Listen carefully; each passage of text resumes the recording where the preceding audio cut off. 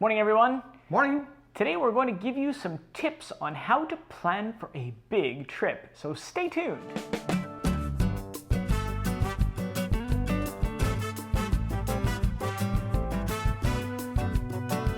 After the pandemic is over, we can't wait to start traveling again.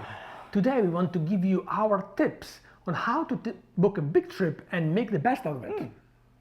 So, are you looking on going on a big trip and wondering how to best prepare for it? If so, we get it. We love taking long flights to far away, the further the better. Yes. But with lots of different destinations to explore, preparation is the key to a trip's success. For example, we enjoy planning what we're going to see and do. Further, it's especially true if we're visiting places we've never visited before.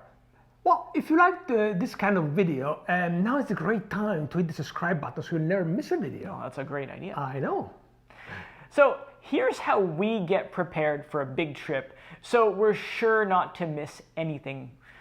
Stay tuned, by the way, till the end of the video for an important bonus tip that can save you thousands of dollars. A lot of money. Tip number 1.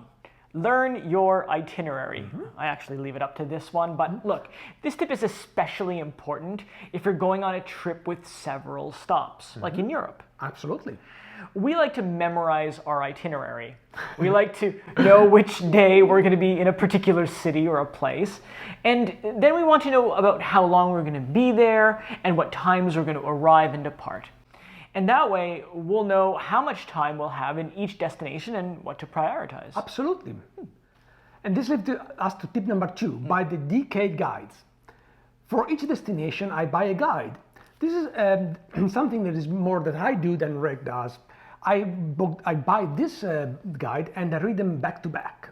And for each city, I take a lot of notes. As you can see, I put like little post-it notes here, and I particularly enjoy these guides because at the end they have a nice little map of the city and lots of useful information. So I read them cover to cover, take note, and put post-its, and they fit perfectly in my pocket when I travel. Good advice. Lastly, a great feature of this guide is the fact that at the end there's a few tips on currency exchange, useful number, safety measure. So very good purchase. Good advice. Travel tip number 3, check the local travel websites. We like to prepare by starting our research on the local travel authority for the particular destination that we're heading to. For example, travel authority sites can be very informative. Absolutely. And sometimes offer some specials and coupons for public transit or attractions. We also check the local temperatures for the time of the year that we're going to be visiting. So we can pack correctly. And furthermore, we like to check the local transit website to see if we can use public transit to get around the city, or if we need to private transportation. On the same topic, we check to see if there are some daily passes for public transportation, and we can download the map. Optionally, if we visit to Europe or North America, we usually tend to rent a car. But in other areas where we don't feel safe driving, like Asia, we tend to use public transit or taxis. Yeah. Lastly, we often check our favorite tour website to see if there in a particular city there's an up-on, up-off bus, which is a great way to get around. Definitely. So, and that leads us to number 4, social media for travel recommendations. You know, they work like magic. Absolutely. Facebook travel groups like our own. Absolutely. Travel Addicts on Follow Facebook. the link. Take a look. It offers an incredible resource of information, and members of the groups are always delighted to share their information and tips online. From experience, the best way to get tips is by using the recommendation feature on Facebook. Worked well, was great actually. If you use social media, always remember safety first, and don't give out any personal information to strangers. That's pretty safe to say. You'd be surprised how many. Oh, I know. Tip number 5, book hotel close to the main attractions. When we book hotel for a trip to a city, we always look for the one that are closest to the possible attraction. Ideally, we look for a hotel that is within a walking distance for everything that we want to see. In fact, when we visit a city, we don't want to spend a lot of time commuting from place to place. So hotels that are downtown usually are much more convenient. You might be arguing those hotels close to the city center are usually a little more expensive. Yes, that is true. But on the other hand, we will save money on taxis and subways. Most importantly, we save time. And if we have only a few hours or a couple of days in a big city, we want to do as much as possible. When we book a hotel for a trip, we always look for the map feature of the booking site.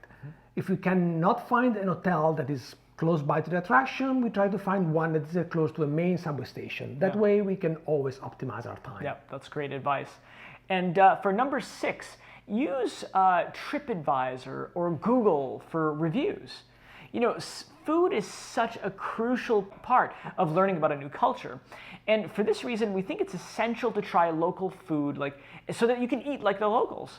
And if we go halfway around the globe, I don't want to be eating the same food that I get here. Well, actually, I don't mind the food that I get here, but you know what I mean. We spend a lot of time researching local food and where we should eat it. And for example, when we visited Singapore, we ate almost all of our meals at the hawker centers where all the locals were eating. And most of the time, remember when we had to point at all of the dishes? I know, because I was like, nobody in English was like, I want that. I don't know what it is, but the food was incredible. Another example was in Puerto Vallarta on our last trip to Mexico. We did some research on what to eat, and we found this little mom and pop restaurant that made incredible moles. Way off the touristy area, way off, but it was worth it. We tried some food joints from we saw on the Food Channel or the Travel Channel, and we also had a great experience there too. So that's another way to do it. Yep, we were thrilled. For tip number 7, YouTube videos are very helpful for trip planning. Of course, you already know this tip because you're watching us. Practically every destination nowadays has thousands of YouTube videos covering them. We watch a few of them before going on a big trip to be prepared and sure that we're not missing anything. Our favorite videos are the ones that give us some information about history or fun tips about a particular attraction. You see, I'm a bit of a history fanatic, and I love to link what I see with the history of the attraction. For example, I was looking forward to see the Golden Buddha in Bangkok. And after reading the history, how they discovered it out of this cement block was fascinating. Wow. And tip number 8, buy all the tickets in advance. Whenever possible, we always buy excursion attraction ticket in advance. First, this way we skip the lines and we go straight to the attraction. Second, we can use a credit card, while at the ticket office sometimes only take cash. And third, and most importantly, we avoid the risk that the excursions get sold out. Lastly, this saves us time and we can go on straight to the attraction right away. Yeah, remember on our last cruise in the Mediterranean, we bought tickets for the Parthenon in Greece? Yeah. We bought them in advance. And when we got to the Parthenon, we found the line to buy the tickets was more than an hour long. We skipped and there's some tours you can only buy online. For example, a couple of years ago, we were able to visit the Colosseum at night with almost no one in it. Oh, it was fantastic. But it's going to do online. Yeah, it was an incredible experience. Tip number 9, print all the tickets, vouchers, coupon, reservation, and bring with you a hard copy. We still feel that we need to print all the reservation, like boarding passes, tickets, etc. We know that most places accept electronic tickets. You see, on more than one occasion, our phone either died or did not have any coverage. So thankfully, we had the paper ticket to save us the trip. So hard copy all the time. Yeah. And always have a photocopy of your passport stored safely somewhere in case your original gets lost or stolen. It's incredibly important. Absolutely. Now, remember we told you about that bonus tip that could save you thousands of dollars? Well, here's number 10. For our bonus tip, check with your cell phone provider about the type of travel plans that they offer. If your cell phone provider doesn't have a good roaming plan in the area you're going to visit, do some research. You might be able to buy a prepaid local SIM card for a really cheap price, as we did in Asia. Oh yeah, we did.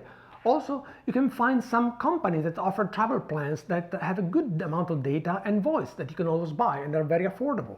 Yeah. Lastly, if you are on a cruise, always remember to put your phone on airplane mode every time you leave a port. Yep. We learned this the hard way. Yeah, it cost me $20 once to check For Facebook. a text message. We hope you enjoyed this video and a few travel tips. Leave a comment below, and if you want to know more. So, see you guys, and thank you so much for watching. Thank you for watching. Bye. Bye.